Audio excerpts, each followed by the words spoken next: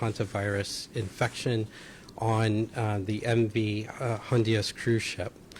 Since that time, Emory University's Serious Communicable Diseases Unit, NETAC, and our 13 RESPECT facilities around the country have been preparing for the care of patients with Andes virus.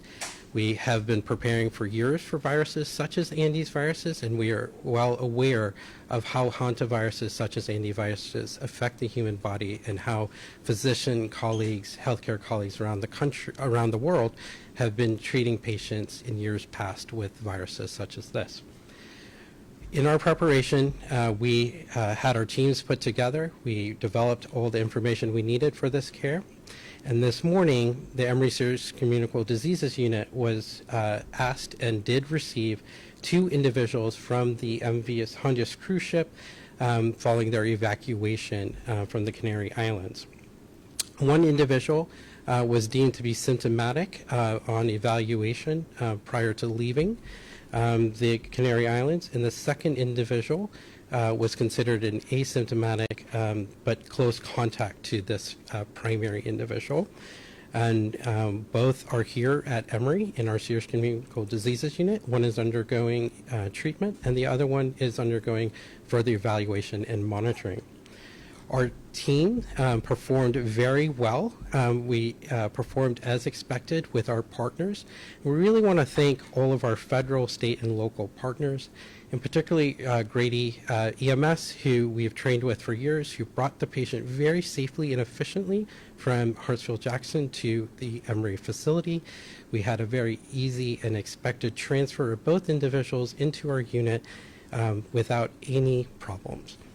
We are also thankful for our continued and in real-time collaboration with Georgia Department of Public Health, CDC, and our colleagues at ASPR who supported this mission and continue to support us as we move forward. We have the Emory Serious Communicable Diseases Unit was started in 2002 with the collaboration and support of the CDC. We have been prepared for patients with serious communicable diseases for many, many years. And notably in 2014, we were asked by the U.S. State Department and federal government to care for 4 individuals with Ebola virus disease, 3 of which were evacuated from West Africa, and 1 of which was a domestic case. That domestic case really opened the eyes of all of us in healthcare, in addition to our federal partners, that we needed to prepare U.S. healthcare systems better for novel infectious diseases such as Ebola, Marburg, and things like the Andes virus.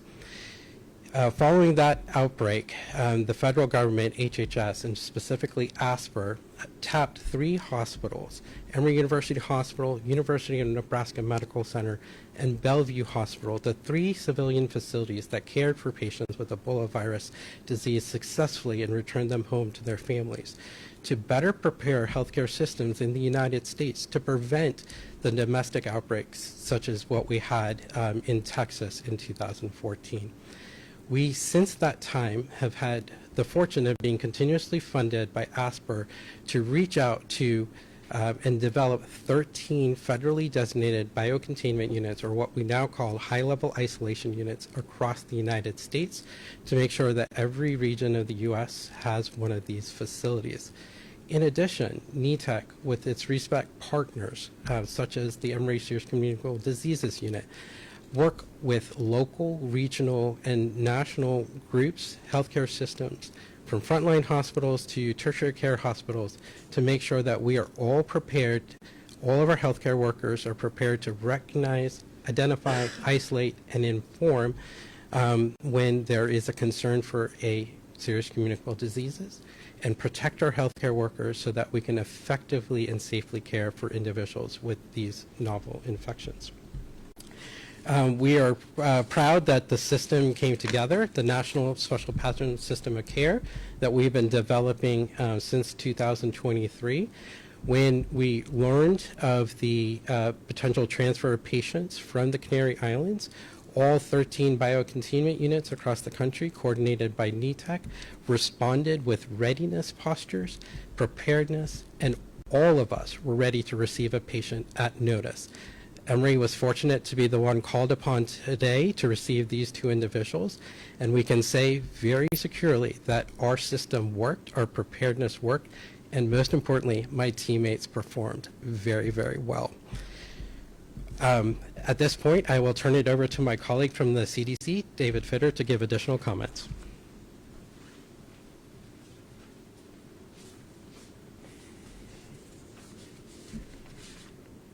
Excellent. Thank you all.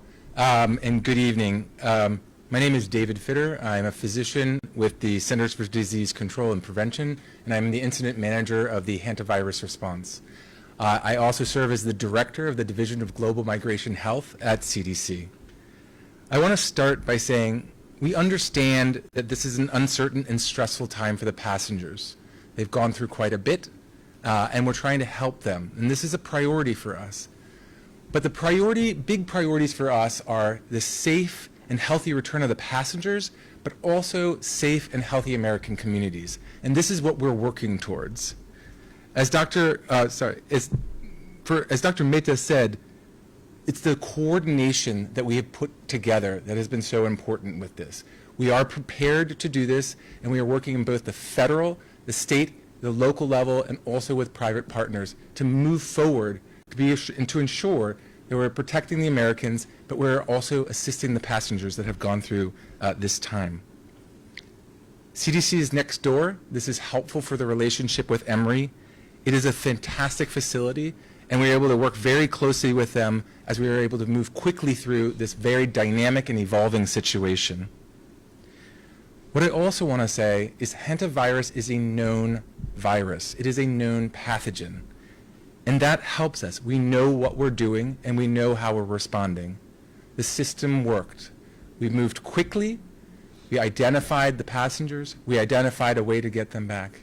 This is a coordination across the federal government with Department of State, with ASPR, with DHS, but more importantly, this is across state and local health authorities, as well as the hospitals like Emory. I'll say it again. I really want to get this across. The safety and health of the passengers and the safety and health of the American communities is primary to us. What have we been doing? As soon as we heard about this, we reached out to colleagues. We've been in contact with the World Health Organization. We've been in contact with the other countries that have been involved with this outbreak to ensure that we were coordinated in our approach, that we understood the situation and we were able to assist the people on the ship. We had a team that we sent out to the Canary Islands to greet the passengers as soon as they came off the ship. And this was in coordination with the State Department, with the government of Spain, with WHO, and with a lot of international partners. We were then able to help get the passengers onto the plane to help bring them back to the United States. And we did that. That was a success. We were able to bring them back. As Dr. Mehta said, we did an initial assessment. There was someone that was found to have some symptoms that were consistent with hantavirus, but these are very broad symptoms, and we wanted to do a very conservative effort. And that's why we wanted to make sure that we brought them back and tested them appropriately here in the United States. We will be here. We will continue to communicate about what's going on, and we appreciate everybody. All the questions that are coming in, we want to make sure that they are answered. And now what's the next step? We want to make sure that we're doing the approach with the passengers. We want to make sure that we're doing the approach with the jurisdictions as well. So we're assessing them.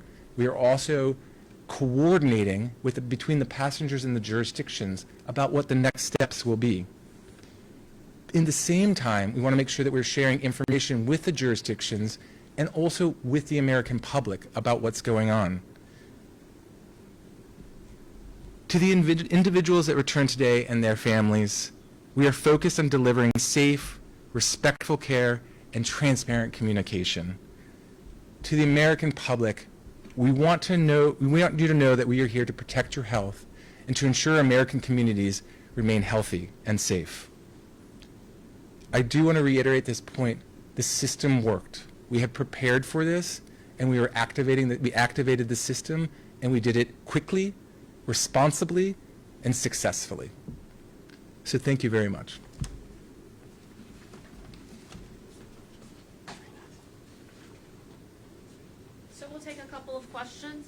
anybody has any? Yes, what is the condition of those patients and what's their prognosis? What's the condition of those patients and what's their prognosis? So at this time, we're not going to discuss any specifics on any of our patients. This is, in general, how we protect the privacy of these individuals. But these individuals are under the care of our team, and we're confident in our ability to care for them. So what are some of the challenges in caring for someone who just may be symptomatic and don't know if they're truly infected or not when it comes to something like Hantavirus? So whenever we admit patients to the hospital that have returned and potentially have a communicable disease, we need to make sure that we are initiating care in a safe way. And if it's a serious communicable disease such as hantavirus, we need to make sure that our staff are using the appropriate protective measures to keep them safe while being able to effectively deliver the care. This is what teams like the Emory Serious Communicable Diseases team have trained for many years. We also need to make sure that we don't focus just on this potential serious communicable diseases. Our patients may have other infections that we need to make sure we recognize and treat, and also have maybe other medical conditions that we need to make sure that we support. So we need to integrate all of those factors into our care model, but also making sure that we do it in a way that keeps our healthcare and our community safe. And to be clear, we're just at the symptomatic stage. We do not have a confirmed case at this point. I will not discuss any specifics about the patients that we have here at Emory. I will defer to public health colleagues to comment on positivity or negativity in the case counts around the world and in the United States. And my last question, really quick. People always get concerned whenever there's a deadly disease like this. Can you talk a little bit more specific about what was done to make sure that there wasn't anything that could potentially cause this disease to go to somebody else or potentially affect someone else?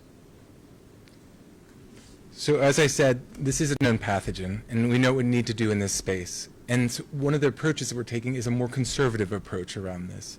And so as they were, when they were initially on the ship, the passengers were asked to be in their rooms during this period of time when they went to the Canary Islands. When they disembarked on the ship there, then we were able to move them with Department of State and others to the plane that took them here. They were spaced accordingly during that time. But I really want to reassure you that, save for the two that we discussed, the passengers, were asymptomatic. This is a virus that transmits when somebody is symptomatic. This is something that is known about the virus. But I'm confused. I thought you said one was symptomatic, one was asymptomatic. Correct.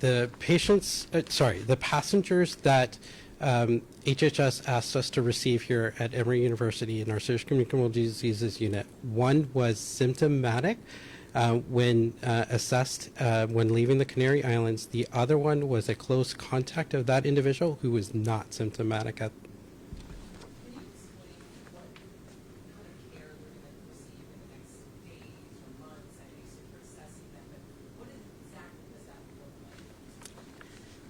The care that these two individuals will receive is the same care that we deliver to every patient at every university hospital every single day. And that is a patient and family-centered model of care. So when, and I had the great pleasure of listening to my colleague do the initial assessment of these two individuals. And we, as we do with everyone, we take a very thorough history, understand all their previous medical history and their current symptoms, and make sure that we do an assessment of each one of those symptoms if they're having them, and make sure that we create a plan to alleviate them of those. That's what happened today. We did a very thorough assessment. We provided them any medications that they needed, and we did appropriate laboratory testing to make sure we were supporting as best we could their body's physiology. Can you talk about the amount of time you have to watch them? I heard it's maybe 40 days. It's a longer process than some of these other cases. Can you talk about how long they'll be here and watch and see if something new? Yes, and so I'm trying to get at this, but trying to be judicious with my time as well. But I wanted to make sure that everybody knew that what we're looking at right now is monitoring with modified activities. And so what that's we want to make sure with modified activities that people are staying sort of by themselves at home. We're working with the jurisdictions and also with our federal government, but with the passengers as well to make sure that they are comfortable with the plan. And the modified activities is what we're looking at is to stay out of crowded venues, to also avoid crowded spaces. If they need to go out for essential activities, to ensure that they are appropriately wearing any protective equipment with that. And this is, again, truly to be a very conservative approach. I do want to reiterate, we know this virus, we know how it acts, and this has worked well in the past to ensure that there is no further spread. What about the ones in the hospital? How long do you have to watch them when they're actually being treated here at Emory, as far as you watch them before they can be treated? Certainly. I think, again, I'm sort of going to get at the conservative approach of this. When we noticed that someone had symptoms, we wanted to make sure that we were doing the best possible for that person. They are still a passenger. They just happen to have symptoms compatible with hantavirus. But those are very broad symptoms, like the common cold. But we're being judicious about our approach. And so this period of time right now is more about the assessment phase to ensure that we understand very well how they're doing and understanding a little bit more about the epidemiology, see what happened and where they were. But mainly it's to work this coordination phase with the passengers and also with the jurisdictions as well to ensure that we have a good plan that is in place for both. And the one that's symptomatic, we saw it there in the biocontainment room. I mean, how similar is that to the care that patients who are here for Ebola? So the patients, the symptomatic patient is in the Emory Serious Communicable Disease Unit, which is the same unit where we took care of patients with Ebola, and we've taken care of other serious communicable diseases in the past. We are able to deliver in those rooms every level of care that we can deliver anywhere else in the hospital. It has the additional controls and engineering controls, physical controls, and trained staff. That's the most important thing. Our highly trained team that is able to make sure that we care for patients with serious communicable diseases without further exposures to healthcare staff or anyone else. I have one question. A lot of stuff out there, misinformation, but as far as the spread of this, I think some people, some people freak out on it. We hear, of course, this much from COVID, but can you talk about how this is much different and how this is spread, just kind of making comments from those fears that people might have, of course, PTSD and what. I understand. There's a lot happening lately. And that's why I really want to go back to the known aspect of this pathogen. It is not a novel pathogen. It is very difficult to spread. This is a different strain. So we have hantavirus in the United States. It is a different strain of that. And this hantavirus, the Andes virus, is the only strain that is person to person. But again, very difficult to spread. It is close contact with bodily secretions or respiration, sharing things intimately, toothbrush, etc. And so this is very different than a respiratory virus, and that's what I really would like to get across, and I appreciate that. We want people to understand we know this virus, it's not novel, and we know what we need to do. All right, thank you guys. We appreciate you all coming today. Thank you. Yeah, good to see you. If you need anything, please let us know. Yeah, insane. Excellent. Thank Thank you you. so much for everything.